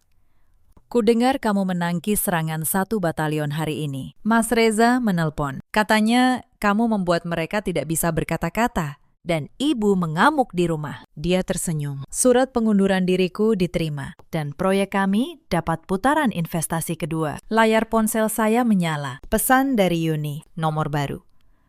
Anissa. Ibu pulang dan banyak menangis. Apa kamu tidak bisa lebih murah hati? Saya membalas. Yuni, karena kamu begitu pengertian. Tunjukkanlah rasa hormat yang pantas pada ibu. Menurut beliau, kamu menantu terbaik. Lalu saya memblokir nomornya. Keesokan paginya, saya berdiri di depan cermin. Kemeja putih, celana hitam. Rambut disanggul. Penampilan profesional yang tidak saya pakai selama 3 tahun. Istriku akan tampil luar biasa hari ini, kata Mas Gali. Pukul 9:30, saya di depan gedung kantor Diandra. 3 orang akan mewawancaraimu, bisik Diandra. Direktur utama, Bu Sekar, manajer pemasaran, dan aku. Jadilah dirimu sendiri. Wawancara di ruang rapat yang terang. Bu Sekar, perempuan parubaya dengan penampilan tajam, membolak-balik riwayat hidup saya. Saya lihat ada jeda 3 tahun. Bisa jelaskan? Selama 3 tahun saya mengambil cuti karena alasan keluarga. Tapi saya tidak berhenti mengembangkan diri. Saya belajar perangkat lunak baru, otodidak, dan menyelesaikan lebih dari 15 proyek interior pribadi. Ini portofolio saya. Saya menyerahkan tablet berisi karya pilihan. Dari segi nilai komersial, apa ide Anda? Tanya manajer pemasaran. Desain yang baik menggabungkan estetika dan kepraktisan. Misalnya, perabot modular yang berubah seiring pertumbuhan anak. Sangat diminati keluarga muda. Perlahan saya masuk ke ritme dan kepercayaan diri yang hilang selama 3 tahun. Kalau kami mempekerjakan Anda, bagaimana Anda menjamin cepat beradaptasi dengan ritme yang padat? Tanya Bu Sekar. Merawat keluarga juga pekerjaan padat, butuh multitugas, manajemen waktu, kontrol emosi. Dan justru karena absen 3 tahun, saya lebih menghargai kesempatan kembali bekerja daripada siapapun. Di bawah meja, Diandra mengacungkan jempol. Wawancara selesai. Diandra menemani saya turun. Begitu masuk lobi, teleponnya berdering. Wajahnya berubah. Anissa, kita punya masalah. Ibu mertuamu dan menantu kesayangannya saat ini ada di HRD. Mereka mengeluh ke Bu Sekar bahwa kamu berperilaku tidak pantas, tidak layak bekerja di sini. Kepala saya berdenyut. Mereka berani mengejar saya sampai ke sini. Mulai dari sini, aku menghadapinya sendiri. Suara saya begitu dingin, hingga saya sendiri tidak mengenalinya. Di ruang tamu, Bu Hartini dan Yuni duduk di sofa. Mata Bu Hartini merah bengkak. Bu Sekar berdiri di dekat jendela, tidak senang. Diandra, mengapa wawancara kerja berubah jadi pertengkaran keluarga? Bu, saya minta maaf atas gangguan ini. Saya melangkah maju. Perempuan ini memang kerabat saya, tetapi ini tidak ada hubungannya dengan wawancara. Anissa, Bu Hartini berdiri, bersiap untuk peran korban. Pulanglah. Kenapa membuka aib keluarga? Yang membuka aib keluarga adalah ibu. Balas saya dingin. Saya wawancara resmi, dan ibu datang mengatakan, saya berperilaku tidak pantas. Apakah ini yang ibu sebut merawat keluarga? Yuni menyahut, Anissa, ibu demi kebaikanmu, lebih baik tinggal di rumah. Ibu sudah janji tidak menyakitimu lagi. Yuni, kemarin kamu datang ke apartemenku dengan sup dan bilang ibu menyesal. Hari ini dia membuat keributan di tempat aku wawancara. Siapa yang berbohong? Atau kalian bermain polisi baik dan polisi jahat? Wajah Yuni memucat, topengnya retak. Bu Sekar, jangan dengarkan dia. Bu Hartini menyela. Dia marah karena tidak bisa punya anak dan menghasut putra saya melawan ibunya. Perusahaan mana yang mau perempuan seperti ini? Tidak bisa punya anak. Kata-kata itu seperti pisau. Diandra siap menerkam, tapi saya menahannya dan tertawa. Menurut ibu, nilai perempuan hanya pada kemampuannya melahirkan. Saya berbalik menghadap semua orang, termasuk karyawan yang pura-pura lewat. Karena sudah sampai di titik ini, saya ceritakan semuanya. Nama saya Anissa Rahmawati. 3 tahun lalu saya menikah dan meninggalkan pekerjaan demi keluarga. Saya merawat mertua dengan tekun, tetapi karena belum punya anak, saya terus dihina. Kemarin ibu mertua saya menampar saya di depan semua orang. Suami saya membawa saya keluar. Hari ini saya datang wawancara, berharap memulai dari nol. Tapi ibu mertua dan kakak ipar saya datang mencoba merebut kesempatan ini. Kalau perusahaan Anda berpikir bahwa perempuan yang mencoba keluar dari kekerasan dalam rumah tangga dan ingin hidup mandiri, berperilaku tidak pantas, maka saya tidak punya apa-apa lagi untuk dikatakan. Ruangan sunyi. Tatapan Bu Sekar berubah dari terkejut menjadi pengertian. Anissa Rahmawati, selama kehidupan pribadi, Anda tidak mempengaruhi pekerjaan. Itu bukan urusan perusahaan. Beliau memandang Bu Hartini dan Yuni. Nyonya, ini kantor. Saya minta Anda segera pergi. Atau saya panggil keamanan. Bu Hartini terpaku. Metode pemerasan yang ampuh di rumahnya tidak berhasil di sini. Bu Sekar menekan tombol. 2 petugas keamanan masuk dan meminta mereka pergi. Saat keluar, Bu Hartini menatap saya penuh benci. Anissa, kamu tidak apa-apa. Bu Sekar melembut. Tidak mudah bagi perempuan di dunia bisnis. Fakta bahwa Anda berhasil keluar dari lingkungan seperti itu patut dihormati. Besok jam 9 pagi, datanglah mulai bekerja. Saya membeku. Jadi, saya diterima. Diandra benar. Anda desainer yang menjanjikan. Kalau seseorang bisa mengelola keluarga dengan baik, itu sudah bukti kemampuannya. Saya membungkuk dalam-dalam. Diandra memeluk saya. Tapi ibu mertuamu tidak akan tenang. Aku tahu. Tapi pertempuran hari ini, aku yang menang. Itu sudah cukup. Hari pertama kerja. Proyek pertama saya renovasi pusat komunitas di gedung pabrik tua. Lina, lulusan baru yang pemalu, tapi berbakat, mengusulkan menonjolkan balok baja jadi gaya industri, lalu melembutkannya dengan warna cerah untuk anak dan lansia. Idenya menyelamatkan desain. Kami menjadi tim yang baik. Saat makan siang, telepon bergetar. Om Bambang, adik Bu Hartini, dengan suara penuh kesombongan. Kudengar kamu sudah dapat kerja. Kamu bisa mengunjungi ibu mertuamu. Minta maaf. Dan masalah selesai. Om, kalau keberuntungan yang diberikan keluarga Wijaya adalah tamparan di depan umum dan upaya merebut pekerjaan saya, maka saya menolak keberuntungan itu. Anissa Rahmawati, kamu pikir Kamu siapa? Saya menutup telepon dan memblokirnya. Belum sempat saya menarik napas, telepon berbunyi lagi. Kali ini Tante Ratih, kakak ipar Bu Hartini, dengan nada yang dibuat selembut mungkin. Nisa sayang, Tante tahu kamu sakit hati, tapi orang tua kan kadang keras karena sayang. Coba kamu yang mengalah, datang sungkem, nanti semua beres. Perempuan yang baik itu yang bisa menelan ego demi keutuhan keluarga. Tante, jawab saya. Selama 3 tahun, saya menelan ego saya sampai habis. Yang saya dapat bukan keutuhan keluarga, melainkan tamparan di depan 20 orang. Kalau menelan ego adalah syarat menjadi perempuan baik. Mungkin saya memang bukan perempuan baik versi keluarga ini. Tante Ratih terdiam. Lalu nadanya berubah tajam. Dasar keras kepala. Pantas saja Bu Hartini kesal. Saya memblokirnya juga. Lalu om yang lain. Lalu sepupu Mas Gali. Satu persatu menelpon dan mengirim pesan. Semuanya dengan lagu yang sama. Mengalahlah. Sungkemlah.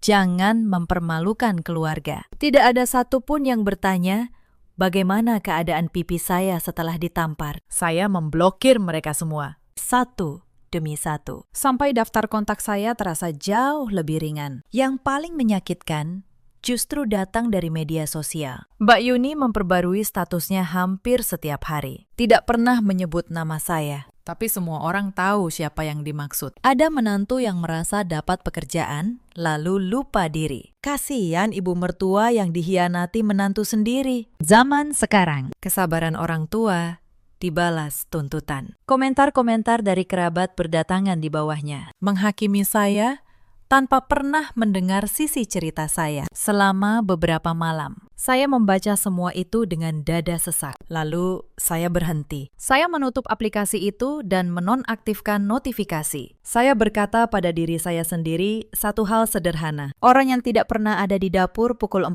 pagi bersama saya tidak berhak menentukan harga diri saya. Menurut kalian, apakah saya salah karena berhenti membaca hinaan mereka? Tulis di kolom komentar. Di posisi saya, kalian akan bertahan atau melangkah pergi. Malamnya saya menceritakan semuanya pada Mas Gali. Aku punya ide, katanya. Akhir pekan ini, kita kumpulkan semua kerabat untuk makan malam. Bukan untuk minta maaf, tapi untuk memperjelas semuanya. Kita tetapkan batas. Yang melewati batas akan menanggung konsekuensinya. Jantung saya berdebar. Kamu yakin? Yakin.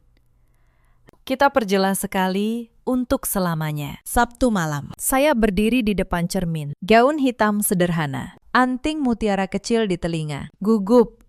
Mas Gali memeluk saya dari belakang dengan setelan abu-abu elegan. Sedikit, tapi lebih banyak bersemangat. Setelah hari ini, kita benar-benar bebas. Restoran dipilih dengan ruang khusus yang menjamin privasi. Kami datang lebih awal. Ibu di kursi utama. Mas Reza dan Yuni di kiri, kita di kanan. Kata Mas Gali. Para kerabat berdatangan. Tante Ratih dan Om Bambang tampak malu. Pukul 7 kurang 10, Bu Hartini datang bersama keluarga Mas Reza dengan gaun merah anggur. Tapi lingkaran hitam di bawah matanya mengkhianati keadaannya. Yuni mengikuti. Mencoba terlihat patuh. Semua sudah datang. Silakan sajikan makanan, kata Mas Gali. Makan malam berlangsung dalam keheningan canggung. Setelah semua meletakkan alat makan, Mas Gali memecah keheningan, memegang tangan saya. Aku mengumpulkan semua orang untuk mengumumkan beberapa hal secara resmi. Pertama, Anissa dan aku pindah ke apartemen kami sendiri. Ibu bisa tinggal di rumah lama atau menyewakannya. Kedua, kewajiban kami merawat ibu tetap ada dalam bentuk uang belanja bulanan 5 juta rupiah, ditambah hadiah hari raya. Dengan syarat, ibu menghormati Anissa dan tidak ikut campur. Ketiga, kapan kami punya anak dan bagaimana caranya adalah urusan pribadi kami. Tatapannya menajam ke Bu Hartini. Dan keempat, Kalau ada yang pergi ke tempat kerja Anissa lagi atau memfitnahnya, saya akan menempuh jalur hukum, termasuk melapor ke polisi. Keheningan total menyelimuti ruangan. Air mata mengalir di pipi Bu Hartini. Gali, jadi kamu bertekad meninggalkan ibumu demi perempuan ini. Saya hanya meminta rasa hormat untuk istri saya. Kalau ibu tidak bisa memberikannya, kita terpaksa menjaga jarak. Aku membesarkanmu 30 tahun untuk mendengar kamu bicara soal jarak. Ibu membesarkan saya 30 tahun dan saya bersyukur. Itulah sebabnya saya memenuhi kewajiban saya. Tapi Anissa tidak berutang apapun pada ibu. Dia menikah untuk menjadi istri saya, bukan pelayan ibu. Pelayan. Dia makan di rumah kita, tinggal di rumah kita, dan 3 tahun tidak memberi satu pun keturunan. Cukup. Mas Gali berdiri. Saya memegang tangannya untuk menenangkan, lalu berbalik ke Bu Hartini. Suara saya jelas. Ibu, selama 3 tahun saya makan di rumah ibu, tinggal di rumah ibu. Karena itu, hari ini, di depan semua kerabat, saya ingin membuat perhitungan. Saya mengeluarkan sebuah buku catatan kecil dan membukanya. Tahun pertama, saya berhenti bekerja. Pekerjaan rumah tangga. Upah harian paling rendah, Rp50.000 sebulan. Setahun, 18 juta. Tahun kedua, ibu operasi kantung empedu. Saya merawat di rumah sakit 28 hari. Jasa perawat, saya hitung 150.000 sehari. Totalnya, 4.200.000. Tahun ketiga, rumah direnovasi. Saya mengawasi 3 bulan. Gaji mandor 5 juta. Totalnya, 15 juta. Saya mengangkat mata selama 3 tahun. Pekerjaan gratis yang saya lakukan untuk keluarga Wijaya. Kalau dinilai dengan uang, totalnya Rp37.200.000. Kalau ibu merasa berutang pada saya, ibu bisa mengembalikannya sekarang. Semua membeku. Termasuk Mas Gali. Dia tidak tahu saya membuat catatan ini. Kamu membuat perhitungan denganku. Wajah Bu Hartini menghijau. Dulu, saya tidak menghitung, karena saya kira dalam keluarga tidak begitu. Tapi sekarang, saya sadar. Beberapa orang tidak bisa dianggap keluarga. Saya menutup buku catatan itu dan meletakkannya di tengah meja, di antara piring-piring rendang yang sama dengan malam saya ditampar. Buku ini bukan untuk menagih uang. Saya tidak butuh 37 juta dari ibu. Buku ini hanya bukti bahwa selama 3 tahun, saya bukan benalu yang menumpang hidup, seperti yang selalu ibu katakan pada para tetangga. Saya bekerja, saya berkontribusi, dan saya tidak pernah dibayar dengan apapun selain hinaan. Beraninya kamu bicara begitu pada ibu? Mas Reza memukul meja. Mas Reza. Mas Gali membentak. Apa ada satu kata pun yang tidak benar? Ibu sakit, dia yang merawat.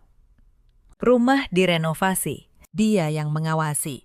Mas Reza tidak bisa menjawab. Yuni bergumam. Tapi bukankah memang tugasnya melakukan pekerjaan rumah? Yuni, kamu bekerja. Gajimu 6 juta. Sepulang kerja, berapa kali kamu memasak dan mengurus anakmu sendiri? Kalau pekerjaan rumah adalah tugas, mungkin kamu juga harus mengundurkan diri dan menjadi menantu teladan. Yuni tersipu dan terdiam. Anissa sayang. Ibu mertuamu hanya bilang beberapa kata. Om Bambang menengahi. Om, kalau kemarin ibu mertua datang ke tempat kerja Om dan mengatakan di depan kolega bahwa Om berperilaku tidak pantas, apakah Om tidak akan marah? Om Bambang terdiam.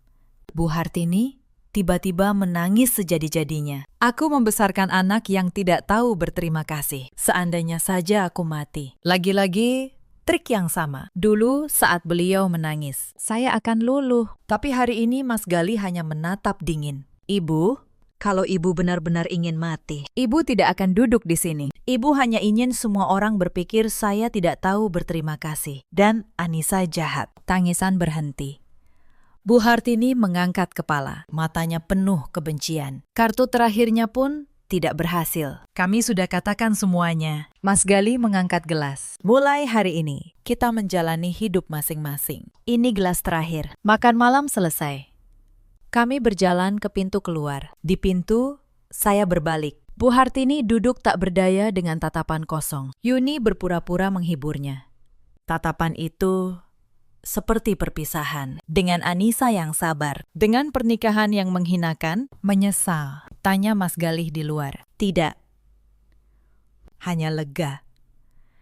Apapun yang terjadi, kamu ada di sisiku. 3 hari kemudian, saya resmi mulai bekerja. Kehidupan saya berjalan lancar. Sampai suatu hari, Diandra menelpon saat saya lembur. Anissa, ibu mertuamu beraksi lagi. Dia menelpon klienmu dan bilang, kamu punya masalah integritas. Menuntut agar kamu diganti. Saya memegang telepon begitu erat hingga kuku menancap di telapak tangan. Untungnya, klien itu cerdas, tidak percaya, dan menelpon perusahaan untuk konfirmasi. Sore harinya, saya dan Lina menemui klien itu. Seorang perempuan paruh baya. Saya minta maaf atas gangguan ini. Ibu mertua saya melampiaskan amarah pada pekerjaan saya. Beliau melambaikan tangan. Anissa, sayang, saya mengagumimu. Keluar dari lingkungan seperti itu dan bekerja secemerlang ini. Saya juga pernah jadi menantu. Saat ibu mertuamu menelpon, awalnya saya marah. Tapi lalu saya berpikir, kalau dia benar, kenapa menelpon diam-diam? Tapi kamu harus menyelesaikan ini. Kamu desainer. Reputasi adalah segalanya. Keesokan harinya, saya ke firma hukum dan bertemu Pak Bagus. Bu Anissa, kasus Anda jelas. Penyerangan di hadapan saksi adalah penganiayaan ringan. Fitnah di tempat kerja adalah kejahatan kehormatan. Bisa dituntut permintaan maaf di depan umum dan ganti rugi. Saya ingin menuntut. Bukan soal uang. Saya ingin dia mengerti. Ada harga yang harus dibayar. Baik. Tapi Anda harus mengumpulkan bukti. Kesaksian, saksi, laporan medis tentang memar. Dan bukti, dia menelpon tempat kerja Anda. Saksi, banyak. Laporan medis, ada. Foto pipi saya, ada. Kolega bisa bersaksi soal telepon ke kantor. Cukup. Pertama, kita kirim surat somasi. Kalau dia menolak, kita maju ke pengadilan. Saya menceritakan semuanya pada Mas Galih. Kalau kamu menuntut, tidak akan ada jalan kembali. Katanya, sejak makan malam itu, sudah tidak ada jalan kembali. Mas, ironisnya begini, kalau dia berhasil, aku akan dipecat, lalu menjadi lebih bergantung padamu, lebih terikat pada keluarga Wijaya, dan dia bisa berbuat apa saja padaku. Dia tidak bodoh, dia jahat. Mas Galih mengangguk. Baiklah, aku mendukungmu. Surat somasi dikirim ke rumah lama. Tapi malam itu, telepon Yuni masuk. Anissa, ibu masuk rumah sakit. Stroke. Dia di ICU. Kepala saya kosong sesaat. Saat kami tiba, dokter menjelaskan, stroke iskemik. Untung dibawa tepat waktu. Krisis berlalu. Beliau punya tekanan darah tinggi. Orang yang membawanya bilang, sore ini dia bertengkar dengan seseorang di taman, lalu jatuh. Belakangan, teman Mas Galih mencari tahu yang sebenarnya. Bu Hartini sendiri yang mendekati para tetangga dan mengeluh. Mengatakan, saya tidak tahu berterima kasih. Seorang tetangga membalas, Anda menampar menantu di depan semua orang dan masih mengeluh. Bu Hartini tidak tahan. Mulai berteriak, lalu jatuh. Topeng beliau jatuh dan beliau memasuki lingkaran setan. 1 jam sebelum jatuh, beliau bahkan menelpon kantor saya lagi, menuntut saya dipecat. Untungnya, Lina yang menjawab dan mengelak dengan sopan. Mas, aku ingin tetap menuntut. Kata saya, tenang. Dulu aku menahannya demi kamu, tapi sekarang dia ingin menghancurkan karirku. Kalau aku berkompromi sekarang, karena takut dia sakit, dia akan selalu pakai trik ini, memanipulasi dengan kesehatan dan hidupnya sendiri. Mas Galih menghela napas panjang. Dia tahu saya benar. Lakukan yang menurutmu benar. Aku di sisimu, apapun keputusanmu. Keesokan paginya, saya menemui Pak Bagus di kantornya. Saya menyerahkan rekaman, tangkapan layar pesan. Dan satu benda yang membuat beliau terdiam, sebuah buku catatan kecil bersampul coklat. Selama 3 tahun, setiap hari, saya mencatat semua pekerjaan rumah tangga yang saya lakukan tanpa dibayar. Memasak untuk 20 orang setiap akhir pekan. Merawat Bu Hartini saat sakit. Membersihkan, mencuci, melayani. Saya bahkan menuliskan tarif jasa yang setara di pasaran untuk setiap pekerjaan itu. Pak Bagus membalik halaman demi halaman, lalu menatap saya. Bu Anissa, kalau dihitung dengan upah jasa profesional, jumlahnya luar biasa. Ini bukan sekedar catatan emosional. Ini bukti kontribusi ekonomi nyata dalam rumah tangga itu. Saya mengangguk tenang. Saya tidak menuntut karena uang. Saya menuntut karena selama 3 tahun, kontribusi saya dianggap kewajiban, lalu dibayar dengan tamparan. Pak Bagus menyusun somasi resmi. Isinya 2 hal. Pertama, permintaan maaf tertulis dan terbuka dari Bu Hartini atas penganiayaan dan pencemaran nama baik di depan keluarga besar serta di depan calon pemberi kerja saya. Kedua, ganti rugi 50 juta rupiah yang dihitung berdasarkan buku catatan itu. Ditambah kerugian atas usaha menggagalkan pekerjaan saya. Saat surat somasi sampai ke rumah keluarga Wijaya, badai pecah. Mas Reza menelepon Mas Galih. Suaranya meledak. Kalian sudah gila menuntut ibu kandung sampai pengadilan. Mau ditaruh di mana muka keluarga ini? Muka keluarga, jawab saya. Mengambil alih telepon. Mas Reza, di mana muka keluarga saat ibu menampar saya di depan 20 orang? Di mana muka keluarga saat Mbak Yuni menyebar fitnah bahwa saya selingkuh dengan klien? Kalian baru ingat soal muka keluarga sekarang? Telepon hening sejenak. Lalu, Mbak Yuni merebut gagang telepon. Anissa, kamu menang sekarang, ya. Punya kerja, punya pengacara. Tapi ingat, kamu tidak akan pernah benar-benar jadi bagian keluarga ini. Mbak Yuni, kata saya pelan. Saya tidak pernah ingin jadi bagian dari keluarga yang menganggap penghinaan sebagai kasih sayang. Saya hanya ingin diperlakukan sebagai manusia. Saya menutup telepon. Tangan saya tidak gemetar sama sekali. 3 hari kemudian, Bu Hartini datang ke apartemen kami. Untuk pertama kalinya, beliau datang tanpa kemarahan di wajahnya. Yang ada hanya wajah pucat seorang perempuan tua yang ketakutan. Anissa, suaranya serak. Cabut tuntutan itu. Aku ini ibu mertuamu. Apa kamu tidak punya hati nurani, Bu? Jawab saya. Mempersilakan beliau duduk dan menuangkan teh hangat. Selama 3 tahun saya selalu punya hati nurani. Saya yang merawat ibu saat ibu demam tinggi tahun lalu. Saya yang bangun pukul 3 pagi merebus obat untuk ibu. Apakah saat itu ibu menganggap saya punya hati nurani? Atau hanya menganggap saya pembantu yang sudah seharusnya melayani? Bu Hartini terdiam. Cangkir teh bergetar di tangannya. Saya tidak membenci ibu. Lanjut saya. Tapi saya tidak bisa lagi membiarkan ibu mengira bahwa menyakiti saya tidak ada harganya. Permintaan maaf. Bu, hanya itu inti dari semua ini. Akui di depan keluarga bahwa ibu salah menampar saya. Maka saya akan mempertimbangkan untuk mengurangi tuntutan.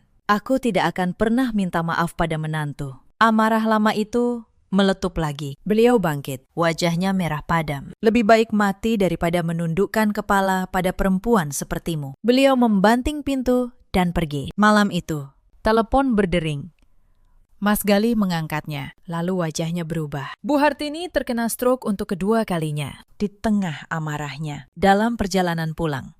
Kali ini lebih parah. Separuh tubuh beliau lumpuh dan bicaranya menjadi pelo. Kami bergegas ke rumah sakit. Di koridor, Mas Reza menatap saya dengan mata berapi. Puas kamu sekarang. Ini semua gara-gara tuntutanmu. Sebelum saya menjawab, Mas Galih melangkah maju. Mas, hentikan. Ibu terkena stroke pertama jauh sebelum somasi itu ada, karena tekanan darahnya sendiri yang tidak pernah beliau jaga, dan karena amarahnya sendiri yang tidak pernah beliau kendalikan. Jangan timpakan semuanya pada Anissa selama 3 tahun. Siapa yang merawat ibu? Bukan kamu, bukan Yuni, Anissa. Mas Reza terdiam. Untuk pertama kalinya, kehilangan kata-kata. Saya melangkah masuk ke kamar perawatan. Bu Hartini terbaring. Separuh wajahnya tidak bisa digerakkan. Melihat saya, mata beliau berkaca-kaca. Bibir beliau yang peluh bergerak susah payah. Nisa. Saya mendekat. Untuk sesaat, semua dendam itu terasa hambar di hadapan seorang manusia yang begitu rapuh. Bu, istirahatlah. Tuntutan itu saya hentikan. Bukan karena saya takut, tapi karena saya tidak mau menjadi orang seperti ibu yang menukar kasih sayang dengan kemenangan. Air mata mengalir di separuh wajah beliau yang masih bisa merasakan. Saya menarik tuntutan itu keesokan harinya. Bukan karena dipaksa, tapi karena saya memilih demikian. Pak Bagus sempat menyayangkan. Tapi saya berkata, Pakistan, saya sudah menang. Bukan di pengadilan, tapi di sini. Saya menyentuh dada saya. Saya membuktikan bahwa saya tidak lagi bisa diinjak. Itu sudah cukup. Bulan-bulan berikutnya berlalu seperti air. Bu Hartini pulang dengan kursi roda. Mas Reza dan Mbak Yuni, yang dulu paling getol mencari muka, kini paling jarang menjenguk. Beban perawatan jatuh ke pundak perawat bayaran. Karena anak sulung yang katanya paling berbakti, ternyata paling cepat menghilang saat tidak ada lagi warisan rumah yang diperebutkan. Sementara itu, hidup saya mekar. Proyek interior pertama saya di agensi Bu Sekar berhasil besar. Klien itu merekomendasikan saya ke kenalannya, lalu ke kenalan berikutnya. Dalam 8 bulan, saya punya cukup tabungan dan reputasi untuk melangkah sendiri. Saya membuka studio kecil saya sendiri. Saya menamainya Ruang Anissa. Diandra, sahabat saya sejak kuliah, bergabung sebagai art director. Lina, junior yang dulu membela saya di telepon, ikut pindah menjadi staf pertama saya. Studio itu kecil, hanya 3 ruangan di lantai 2 sebuah ruko, tapi setiap sudutnya adalah milik saya. Untuk pertama kalinya dalam bertahun-tahun, saya bangun pagi bukan untuk melayani orang yang membenci saya, melainkan untuk membangun sesuatu yang saya cintai. Setahun setelah studio berdiri, desain saya untuk sebuah kafe butik memenangkan penghargaan desain interior tingkat kota. Malam penganugerahan itu, saya berdiri di atas panggung, menerima piala. Dengan Mas Galih, bertepuk tangan paling keras di barisan depan. Saat menyampaikan pidato singkat, saya berkata, "Penghargaan ini saya persembahkan untuk setiap perempuan yang pernah disuruh memilih antara dirinya sendiri dan keluarganya. Kalian tidak perlu memilih. Kalian boleh memiliki keduanya, asalkan kalian tidak pernah menukar harga diri dengan apapun." Kabar kemenangan saya sampai ke keluarga Wijaya. Saya dengar dari Mas Galih bahwa Bu Hartini di kursi rodanya menyimpan kliping berita tentang saya, entah karena bangga, entah karena penyesalan. Mungkin keduanya. Malam tahun baru tiba. Tepat 1 tahun sejak studio saya berdiri dan hampir 2 tahun sejak tamparan itu. Keluarga besar berkumpul lagi. Kali ini di rumah Mas Reza. Dan untuk pertama kalinya, saya datang bukan sebagai menantu yang melayani di dapur, melainkan sebagai tamu yang dihormati. Bu Hartini duduk di kursi rodanya di sudut ruangan. Saat saya mendekat untuk memberi salam, beliau meraih tangan saya dengan tangan kirinya yang masih berfungsi. Bibir beliau bergerak susah payah. Kata-katanya pelo, namun jelas. "Maaf, kan? Ibu? Nisa, ibu?" Salah. Ruangan hening. 2 kata yang selama 3 tahun saya kira tidak akan pernah saya dengar. Saya berlutut di samping kursi roda beliau, menggenggam tangan beliau. "Sudah, Bu, sudah selesai." Bukan karena saya melupakan semuanya, tapi karena saya tidak mau lagi membawa beban itu. Memaafkan. Saya akhirnya mengerti. Bukan hadiah untuk orang yang menyakiti kita. Memaafkan adalah cara kita meletakkan beban agar bisa berjalan lebih ringan. Tengah malam, Mas Galih mengajak saya ke balkon. Di kejauhan, cahaya meledak-ledak. 1 tahun telah berlalu. "Mas," terasa seperti seumur hidup. Saya bersandar di bahunya. "Tahun ini, aku berubah dari menantu tertindas menjadi pemilik studio. Kadang kupikir kalau bukan karena tamparan itu, aku mungkin masih hidup seperti zombie di rumah. Kalau begitu, kita harus berterima kasih pada tamparan itu." "Tidak." Saya menggeleng.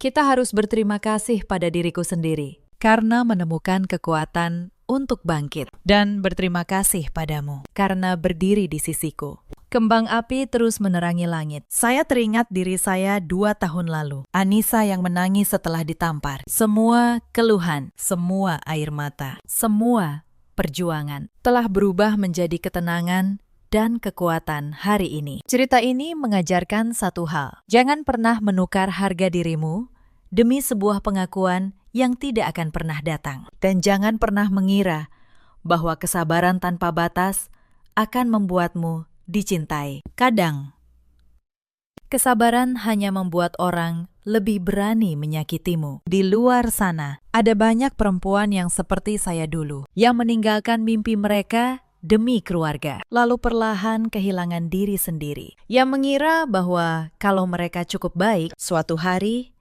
mereka akan dihargai. Di luar sana, ada juga banyak suami yang diam terlalu lama. Mereka mengira bahwa waktu akan menyelesaikan segalanya. Sampai akhirnya mereka sadar, diam adalah bentuk pengkhianatan terhadap orang yang mereka cintai. Dan di luar sana, ada pula para ibu mertua yang mengira bahwa cinta seorang anak bisa dipaksa dengan rasa bersalah. Dan rasa hormat bisa diminta dengan kekuasaan. Mereka lupa, rasa hormat hanya tumbuh dari rasa hormat. Kalau ada satu hal yang ingin saya titipkan kepada Anda yang sedang mendengarkan kisah ini, mungkin sambil mencuci piring, mungkin sambil menahan air mata, di kamar tempat Anda merasa sendirian, itu adalah ini. Kesabaran bukanlah kelemahan, tetapi kesabaran yang tidak punya batas akan berubah menjadi penjara. Anda boleh sabar, asalkan Anda tidak lupa di mana letak pintu keluarnya. Dan saat Anda akhirnya berani membuka pintu itu, jangan menoleh untuk meminta izin pada orang yang selama ini mengunci Anda di dalam. Saya, Anissa Rahmawati, bangkit dari sebuah tamparan menjadi seorang perempuan yang akhirnya memiliki namanya sendiri. Dalam hidup, kita selalu punya pilihan. Kita bisa terus menunduk dan berharap dunia menjadi lebih baik. Atau kita bisa berdiri, menarik garis, dan memutuskan siapa yang layak berada dalam hidup kita. Kalau kisah ini menyentuh hati Anda, ceritakan kisah kalian di kolom komentar. Kemandirian ekonomi adalah pilar utama seorang perempuan, dan keberanian untuk berkata tidak adalah hadiah yang hanya bisa kita berikan pada diri sendiri. Terima kasih sudah menemani sampai akhir.